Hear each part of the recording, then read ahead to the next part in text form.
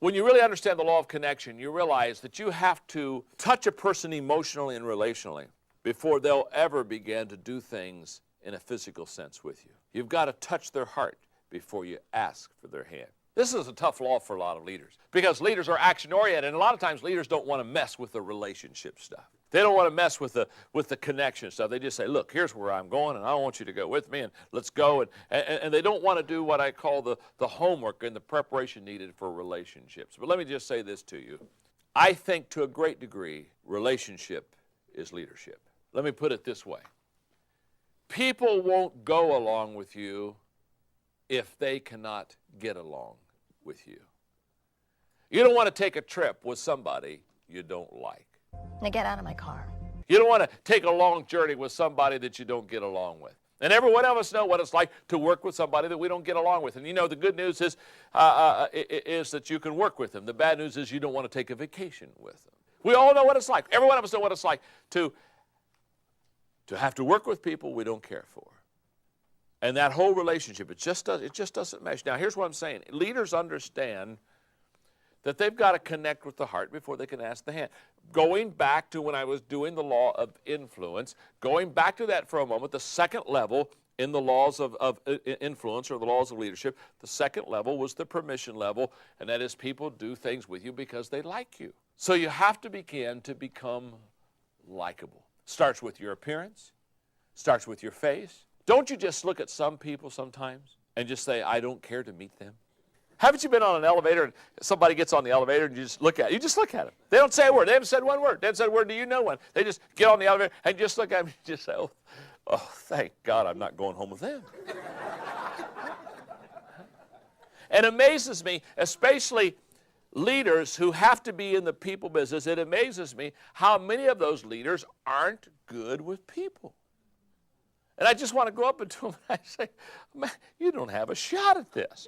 You're never going to be successful as a leader because people don't relate to you, not connected with them. That's why, 4 or 5 years ago, I wrote a book called Becoming a Person of Influence. And I wrote the book, Becoming a Person of Influence, and people look at it and they say, it's a relationship book because I talk about 10 ways to influence people. Well, it is a relationship book. You know what it really is? It's a soft leadership book. It teaches you how to influence others and relate to them because, again, if you do not touch your heart, you will not be able to ask for a hand. Now, this is an area that I love because I love communication and I love connecting. And just let me try to get real practical with you and help you walk through this area of connecting with people. And I would want you to know, before I give you the list, I would want you to know that I think connecting with people is a leader's responsibility. A lot of times I'll run to leaders and they'll say to me, well, my people my people aren't coming along. And when I was a kid, I used to go down to General Electric where they had the shipping area, where trains were coming in and unloading stuff and they're picking up stuff. And I love to just go out there and sit and watch the trains come in and couple and uncouple the cars and the whole deal. And you know what I always noticed? I always noticed that the locomotive always was responsible to back up and couple with the other cars. I never one time saw a boxcar running around the track saying, man, where's the locomotive? I know. No. If you're the leader, and by the way, when they would come back in and they would hit those cars, that didn't mean that they connected with those cars. They didn't connect with those cars just because they hit them. Just as you don't connect with people just because you had a meeting. These meetings are useless. They had to learn to couple those cars. Once in a while, I'll run to a leader and I'll say, well, I had a meeting with him. We had lunch. Hello. You got to connect. You have to couple. So how do you connect with people? Number one, connect with yourself. The first thing to do is to be able to connect with yourself. Let me just put it this way. If you have never connected emotionally with yourself, you'll never be able to connect emotionally with someone else. You have to know yourself. You have to accept yourself. You have to love yourself. You can't love someone else if you don't love yourself. You can't relate to others if you can't relate to yourself. If nobody's home internally, there'll be no one home externally. Connect with yourself. Number two, share with openness and sincerity. What I have found is that it's just best to be open and sincere with people.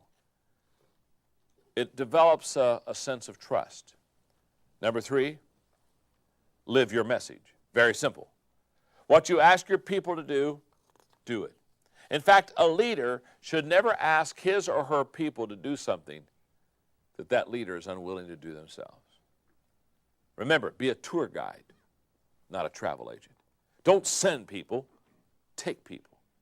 Live your message. Flesh it out. They ought to be able not only to hear your words, they ought to be able to see your life. And let me tell you something, hearing your words and seeing your life ought to be the same. And when what you say and what you do, when your behavior and your words match, it's just tremendous what you can do as far as leading and developing people. Number 4, know your people. Very simple. You cannot lead people until you know them. You have to know what the keys to their life is. You have to understand what their strengths are, what their weaknesses are. You got to spend, and the only way that you can know your people is to spend time with your people. That's why leaders walk slowly through the crowd. What was it? Many, many, many years ago. Management by walking around. Boy, that became huge, didn't it, across America? But it's a great concept. Still is. Walk slowly through the crowd. Spend time with your people. Understand them. Get to know who they are. Know their strengths, their weaknesses. If I could stop right now and ask you as a leader, what are the key points of the people that you lead? What are their strengths? What are their weaknesses? What do they do well? What do they love? What do they buy into? What don't they buy into? What are their values? If I could ask those kind of questions, would you be able to give me answers, or would you just be giving kind of shots in the dark on your people? See, leaders understand that you don't lead everybody the same way. People have different strengths, different giftnesses, different desires, different goals. And the great leaders understand the only way you can lead people effectively is by knowing them well. So know your people. Number 5, communicate on their level. Don't communicate on your level. Come down to where they are. Understand what they're thinking. The expression I have is put the cookies on the lower shelf. Let everybody have one. Don't be an educator. An educator takes something simple and makes it complicated. Be a communicator. Take something complicated and make it simple. Get it down to their level so they can understand it and grab hold of it. Number 6, give yourself totally to the people and the message. Whatever your vision is, whoever your people are, give yourself to both. Don't be a leader that buys into the vision and not the people. A leader that buys into the vision and not the people will be a leader who has a vision only for himself or herself. And don't be a person that buys in the people and not the vision. The good news is you have great relationships, but you aren't going anywhere. Buy into the vision and the people. Both are essential. Number 7, believe totally in the people and the message. Believe totally in the message and the vision and the people. Here's what I love, and I think it's very true. It's wonderful when the people believe in the leader, but it's even more wonderful when the leader believes in the people. Be a leader that believes in your people. Number 8, share how the vision or the message has touched you. The only way that anyone else will buy into the lesson, the message, the vision, the mission that you're on, the only way they'll ever buy in it is if you say, look, here's what it's doing for me. Here's the areas of change I'm bringing in my life to bring this vision to pass. Always let them see how it has positively affected you before you ask them to let it positively affect them. And number 9, offer direction and hope. Come alongside of them and offer direction and hope. And remember this, leaders are dealers in hope. Somebody comes up to you and say, what are you? You say, I'm a hope dealer. A classic example of the law of connection is Herb Kelleher, the CEO of Southwest Airlines. Several years ago, I think it was in USA Today, I read these following words, and I want you to see them because this is classic law of connection. Thanks, Herb. This was paid for by his 16,000 employees on Boss's Day. Thanks, Herb, for remembering every one of our names, for supporting the Ronald McDonald House, for helping load baggage on Thanksgiving, for giving everyone a kiss, and we mean everyone, for listening, for running the only profitable major airline, for singing at our holiday party, for singing only once a year,